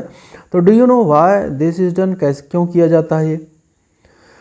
सो चिल्ड्रन यू लर्न, आपने सीखा दैट प्लांट्स एब्जॉर्ब मिनरल्स, पौधे जो होते हैं वो मिनरल्स और न्यूट्रिएंट्स पोषक तत्वों को ज़मीन फ्रॉम द सॉइल से प्राप्त करते हैं। So their amounts in the soil, उसकी जो मात्रा होती है मिट्टी में, कीप ऑन डिक्लाइनिंग, वो धीरे धीरे ख़त्म होती रहती है। Fertiliser and manures contain nutrients such as nitrogen, potassium, phosphorus. अब जो खाद होती है या मैन्योर देसी खाद होती है उसमें क्या होता है, न्यूट्रिएंट होता है, जैसे कि नाइट्रोजन, पोटेशियम, फास्फोरस, ये सब चीज़ें खाद में होता है। तो these nutrients need to be added from time to enrich the soil. इसलिए इन न्यूट्रिएंट्स को, जैसे कि नाइट्रोजन, पोटेशियम, फास्फोरस हैं, इनको ज़रूरत होती है कि हम समय समय पर मिट्टी में डालते रहें, जिससे कि मिट्टी में हमारी जो पोषक तत्वों की कमी न होने पाए, जिससे कि वो इनरिच रहे, समृद्ध रहे। ठीक है, ये सारी चीज़ें मिट्टी के अंदर। We can grow plants and keep them healthy. हम पौधे उगा सकते हैं और उन्हें स्वस्थ रख सकते हैं। If we can fulfil the nutrient requirement of plants, अगर हम पोषक तत्वों की ज़रूरत को पौधों की पूरी करते रहें। Usually crop plants absorb lot of nitrogen. प्रायः जो ये क्रॉप प्लांट होती हैं, यानी जो फसलें होती हैं, उन वो बहुत सारा अवशोषित करती हैं नाइट्रोजन। एब्जॉर्ब मतलब अवशोषित करती हैं नाइट्रोजन को। And the soil becomes deficient in nitrogen, जिससे कि मिट्टी में डिफिशिएंट मतलब कमी हो जाती है नाइट्रोजन की। यू लर्न, आपने सीखा दैट दो nitrogen gas is available in plenty in the air. आपने सीखा है कि नाइट्रोजन गैस जो है हवा में प्रचुर मात्रा में उपलब्ध होती है। Plants can not use it in the manner, लेकिन ये पौधे जो हैं उस नाइट्रोजन को हवा से नहीं यूज कर सकते, प्रयोग नहीं कर सकते। They can use carbon dioxide. Carbon dioxide तो प्रयोग कर सकते हैं पौधे, लेकिन नाइट्रोजन को गैस के रूप में पौधे प्रयोग नहीं करते हैं। They need nitrogen in A soluble form. उन्हें नाइट्रोजन की ज़रूरत होती है सोल्यूबल फॉर्म में, यानी घुलनशील रूप में, जिसको कि वो पचा सकें, प्रयोग कर सकें। The bacterium called rhizobium. अब यहाँ पर एक बैक्टीरिया है जो बहुत ही काम का है, जिसका नाम है राइजोबियम। तो ये राइजोबियम भाई साहब क्या करते हैं, जो हवा की नाइट्रोजन होती है, एटमॉस्फेरिक नाइट्रोजन होती है, उसको ले लेते हैं और उसको जो है ये लोग ये बदल देते हैं, ठीक है, सोल्यूबल फॉर्म में, जिससे कि पौधे उनका प्रयोग कर सकें। ठीक है, जैसे कि आपके यहाँ आलू मटर टमाटर सब रखा है, लेकिन आलू मटर टमाटर आप डायरेक्ट तो खाएंगे नहीं। मटर तो मान लीजिए खा लेंगे, टमाटर खा लेंगे, लेकिन आलू कच्ची तो खाएंगे नहीं, तो आपको सब्जी बनानी पड़ती है। तो यहाँ पर राइजोबियम बैक्टीरिया जो है बहुत काम का है। ये हवा की नाइट्रोजन को, ठीक है, बदल देता है यूजेबल फॉर्म में, यानी सोल्यूबल फॉर्म में, जिसका प्रयोग पौधे कर सकते हैं। But rhizobium can not make its own food, यानी राइजोबियम अपना खुद का भोजन नहीं बना पाता। So it often lives in the roots of gram, peas, moong, beans and other legumes and provides them with nitrogen. तो ये क्या करता है, ये ग्राम मतलब चना, पीज मतलब मटर, मूंग दाल, बीन मतलब सेम, और अदर जो लेग्यूम्स होते हैं, लेग्यूम मतलब होता है फलदार, ठीक है, जैसे कि मटर वगैरह है। तो जो फलदार आपके ये प्लांट होते हैं, उनके जड़ों में ये रहता है और ये अपना क्या करता है, नाइट्रोजन इन लोगों को देता है। इन रिटर्न, बदले में, the plants provide food and shelter to the bacteria, और बदले में ये जो पौधे हैं ये उनको भोजन देता है, मतलब पौधे भोजन देते हैं और शेल्टर बने रहने के लिए घर देते हैं। तो बैक्टीरिया भी एक किस्म से सिम्बायोटिक रिलेशनशिप में रहता है, यानी सहजीविता में रहता है। बैक्टीरिया क्या करता है, हवा की नाइट्रोजन को, ठीक है, ये सोल्यूबल फॉर्म में बदल देता है, जो कि पौधा प्रयोग कर सकता है। और पौधा क्या देता है, उसको रहने की जगह देता है और न्यूट्रिएंट देता है खाने के लिए। तो इस तरह से ये दोनों लोग सिम्बायोटिक रिलेशनशिप में रहते हैं। ठीक है, आगे बढ़ते हैं। This association is of great significance for the farmers. अब ये जो इसका रिलेशन है भाई, सहजीविता संबंध है, ये एसोसिएशन जो है बहुत ही महत्वपूर्ण है, ग्रेट सिग्निफिकेंस है इसका फॉर द फार्मर्स, किसानों के लिए। They can reduce the use of nitrogenous fertilisers. अब किसान जो है कम कर सकते हैं नाइट्रोजन वाले जो भी खाद होती हैं उसकी मात्रा को कम कर सकते हैं। जहाँ पर लेग्यूमिनियस प्लांट्स, ठीक है, पाए जाते हैं, जहाँ पर भी लेग्यूमिनियस प्लांट्स होते हैं, यानी फलदार जो पौधे होते हैं, जैसे कि हमने बताया अभी आपको, मटर है, दाल मटर है, और मूंग है, सेम है, इन सब चीज़ें जहाँ पैदा होती हैं वहाँ पर नाइट्रोजन अपने आप ज़मीन में रहता है और इसकी वजह से नाइट्रोजन वाली खाद डालने की ज़रूरत नहीं पड़ती है। मोस्ट ऑफ द पल्सेज, ज़्यादातर जो पल्सेज होती हैं, दाल होती हैं, आर ऑब्टेन्ड फ्रॉम लेगुमिनियस प्लांट्स, ये लेगुमिनियस प्लांट से ही पाई जाती हैं। तो बच्चों, in this chapter you learned, आपने सीखा that most of the plants are autotrophs, बहुत सारे पौधे जो होते हैं वो ऑटोट्रॉप्स होते हैं। Only a few plants are parasite और सेप्रोट्रॉपिक, केवल कुछ पौधे पैरासाइट या सेप्रोट्रॉपिक होते हैं, परजीवी या मृतोपजीवी होते हैं। ठीक है, they derive nutrition from other organism. अब ये जो पैरासाइट होते हैं, परजीवी होते हैं या मृतोपजीवी होते हैं, सेप्रोट्रॉपिक, ये न्यूट्रिशन को दूसरे प्राणियों से प्राप्त करते हैं। All animals are categorised as heterotrophs, सारे जानवरों को हेटरोट्रॉप्स यानी विषमजीवी माना गया है। Since they depend on plants, क्योंकि वो पौधों पर निर्भर होते हैं। एंड अदर एनिमल्स या दूसरे जानवरों पे, अगर जानवर खाते हैं यानी मीट मांस खाते हैं तो जानवर पर निर्भर हुए, अगर शाकाहारी हैं, वेजिटेरियन हैं, तो पौधों पर निर्भर हुए। तो can be say that the insectivorous plants are partial heterotrophs. और यहाँ पर जाते जाते एक क्वेश्चन दाग दिया कि क्या ये जो कीट भक्षी यानी कीड़े खाने वाले पौधे होते हैं, इनको हम लोग आंशिक रूप से हेटरोट्रॉप्स कह सकते हैं? ठीक है, विषमजीवी कह सकते हैं। सोचिएगा, फिर इसके बाद हम आगे पढ़ेंगे कीवर्ड्स के बारे में और क्वेश्चन आंसर हम लोग पढ़ेंगे। ठीक है, तो अभी तक आपने क्या सीखा इसके बारे में आइए देखते हैं। आपने क्या सीखा है इसके पहले थोड़ा कीवर्ड हैं, यानी वर्ड मीनिंग आप कह सकते हैं, या जो मुख्य शब्द इसमें आए हैं इसके बारे में थोड़ा सा हल्का सा हम लोग रिव्यू करेंगे। तो इसमें देखिए, एक पहला लिखा है आपका ऑटोट्रॉफिक। ऑटोट्रॉफिक मतलब क्या बताया गया? स्वपोषी। ऑटोट्रॉफिक पौधे ही होते हैं जो अपना भोजन स्वयं बनाते हैं। क्लोरोफिल यानी हरित लवक, हर पौधे में जो है पत्तियों में क्लोरोफिल होता है या तने में भी कुछ पौधों में होता है। ठीक है, ये क्लोरोफिल जो है करता क्या है, ये सूरज की रोशनी को, सनलाइट को अपने ट्रैप कर लेता है। ठीक है, और उसको बाद में एनर्जी के रूप में कन्वर्ट करने में फोटोसिंथेसिस प्रक्रिया में मदद करता है। हेटरोट्रॉप्स जो होते हैं विषमजीवी होते हैं, ये अपना खाना खुद नहीं बनाते जैसे हम लोग और जानवर लोग। ठीक है, या तो हम पौधों पर निर्भर होते हैं या फिर जो है हम लोग जानवरों पर निर्भर होते हैं। अगर हम लोग वेजिटेरियन हैं तो पौधों पर निर्भर हुए, और अगर हम लोग क्या नाम है नॉन वेजिटेरियन हैं तो हम लोग एनिमल पे निर्भर हुए। होस्ट मतलब हो गया आपका मेज़बान। एक होता है होस्ट, एक होता है गेस्ट, यानी आप किसी के घर जाते हैं तो वो होस्ट आपका हुआ मेज़बान और आप हुए मेहमान यानी गेस्ट हुए। अगला है आपका इंसेक्टिवोरस। इंसेक्टिवोरस यानी कीट भक्षी होते हैं, जैसे कि आपको पिचर प्लांट बताया गया। ठीक है, जो कि कीटों को फंसा लेता है और खा लेता है। ठीक है, उनसे न्यूट्रिएंट्स को निकाल लेता है। न्यूट्रिएंट मतलब होता है पोषक तत्व, न्यूट्रिशन मतलब पोषण, पैरासाइट मतलब परजीवी, फोटोसिंथेसिस का मतलब प्रकाश संश्लेषण, सेप्रोट्रॉप्स मतलब होता है मृतोपजीवी जो भी डेड, ठीक है, और डिकेइंग चीज़ों पर निर्भर होते हैं। ठीक है, सेप्रोट्रॉप्स कहलाते हैं और इस प्रक्रिया को सेप्रोट्रॉपिक कहते हैं। और स्टोमेटा यानी जो पत्तियों में छिद्र होते हैं जिनसे वो कार्बन डाइऑक्साइड अपने अंदर लेते हैं, उनको हम लोग स्टोमेटा या छिद्र या रंध्र भी बोलते हैं। अब आइए हम लोग देखते हैं हमने इस पाठ में क्या क्या सीखा, मेन चीज़ें आप लोग पढ़ते हैं। ठीक है, तो बच्चों पहला आपका जो, ठीक है, ऑल ऑर्गेनिज्म नीड फूड, सारे प्राणियों को भोजन चाहिए। And utilise it to get energy, और उसका प्रयोग करते हैं ऊर्जा प्राप्त करने के लिए। ऊर्जा कहाँ चाहिए? ग्रोथ यानी वृद्धि, and maintenance of the body, और शरीर के मरम्मत के लिए। हमको चोट लग जाए, ठीक है, हमारा कोई भी चीज़ जो है अगर किसी भी तरह से क्षतिग्रस्त हो जाता है, डैमेज हो जाता है, तो उसके मरम्मत के लिए, उसके मेंटेनेंस के लिए, ठीक है, हमको भोजन की ज़रूरत है, क्योंकि भोजन से हमको न्यूट्रिएंट मिलता है।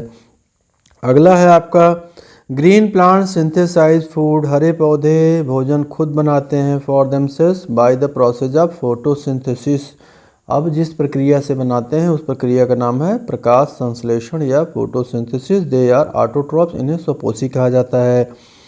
अगला है आपका प्लांट्स लाइक कसकटा और पैरासाइट। कसकटा की तरह जो पौधे होते हैं उनको हम लोग परजीवी कहते हैं। They take food from the host plant, ये लोग अपने जो मेज़बान पौधा होता है उससे भोजन प्राप्त करते हैं। जिसके घर जाएंगे उसी के खाते हैं। ये लोग गेस्ट होते हैं और जिसके घर जाते हैं उसका नाम होस्ट हो गया।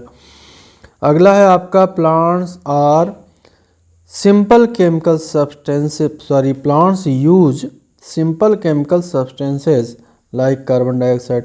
पौधे प्रयोग करते हैं, ठीक है, बहुत ही सिंपल रासायनिक पदार्थ जैसे कि कार्बन डाइऑक्साइड, वाटर, पानी and minerals for the synthesis of food, भोजन के निर्माण के लिए। अब भोजन के निर्माण के लिए पौधे कार्बन डाइऑक्साइड, वाटर और मिनरल का प्रयोग करते हैं। Chlorophyll, water, carbon dioxide and sunlight are the essential requirement for photosynthesis. अब आपको ये आईएएस में क्वेश्चन आ सकता है, यूपीएससी में किसी भी एग्जाम में भी आ सकता है कि फोटोसिंथेसिस में 4 चीज़ें चाहिए। कौन कौन चीज़? क्लोरोफिल, वाटर, कार्बन डाइऑक्साइड और सनलाइट, ठीक है। इसमें क्या होता है, बाद में ऑक्सीजन निकलती है, साथ में हमको प्राप्त होता है आपको ग्लूकोज या कार्बोहाइड्रेट, जिसका फार्मूला आपको बताया गया था C6H12O6। ये भी क्वेश्चन बन सकता है कि इसमें जो है कार्बन, हाइड्रोजन, ऑक्सीजन का अनुपात क्या होता है, रेशियो क्या होता है, तो 1:2:1 होता है, ठीक है। Now next topic is complex chemical substances such as carbohydrates are the products of synthesis, ठीक है। जटिल रासायनिक पदार्थ जैसे कि कार्बोहाइड्रेट, जैसे वो जो कि फार्मूला भी हमने बताया आपको, ठीक है। कार्बोहाइड्रेट, ग्लूकोज, जो भी बोलना हो आप बोल दीजिए। इसको सुक्रोज भी, फ्रक्टोज, कई रूप होते हैं इसके, ठीक है। ये सब क्या हैं? फोटोसिंथेसिस के उत्पाद हैं, यानी फोटोसिंथेसिस के द्वारा बनते हैं।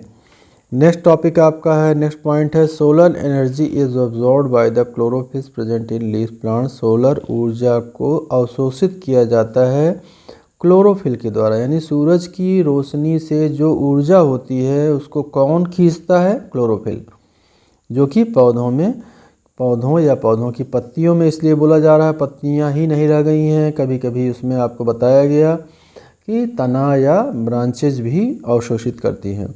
नेक्स्ट है आपका oxygen is produce during photosynthesis. अभी मैंने बताया आपको कि फोटोसिंथेसिस की प्रक्रिया में ऑक्सीजन बाहर निकलती है, पौधे कार्बन डाइऑक्साइड लेते हैं, ऑक्सीजन हम लोगों को देते हैं।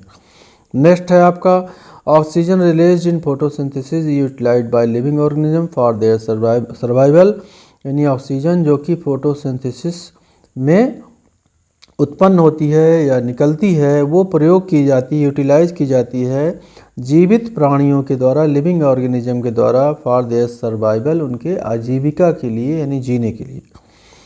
Many fungi derive nutrition from dead and decaying matter. बहुत सारे फंगी जो होते हैं पोषण प्राप्त करते हैं मरे हुए और सड़े हुए पदार्थों से। दे आर सेप्रोट्रोप्स, उनको मृतोपजीवी कहा जाता है।